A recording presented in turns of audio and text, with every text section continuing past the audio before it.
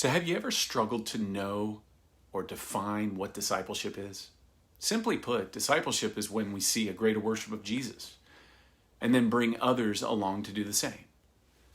Now, there's this stigma that exists within the church today when it comes to what a disciple is and what discipleship is. How would you define these terms? We tend to see both through a me-centered lens, and therefore, we never move beyond the personal element of them. Yes, being a disciple is deeply and intensely personal. One has to be awakened by the gospel in order to become a worshiper of Jesus and a witness of his gospel to the surrounding world. But at the heart of a disciple is to make other disciples. Therefore, being a disciple has to be others focused, or else it isn't discipleship at all.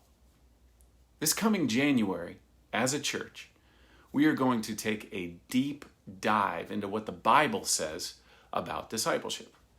We'll look closely at God's work to save sinners and how this creates worshipers and witnesses out of us to the surrounding world so that others can be brought into this messed up and blessed up family that he's building up. He's doing it. We're going to consider the strategies that Aletheia Church specifically plans to continue to adopt as we seek to live as disciples who make disciples, all so that Jesus can be glorified and so that many, many more can see a greater worship of Jesus.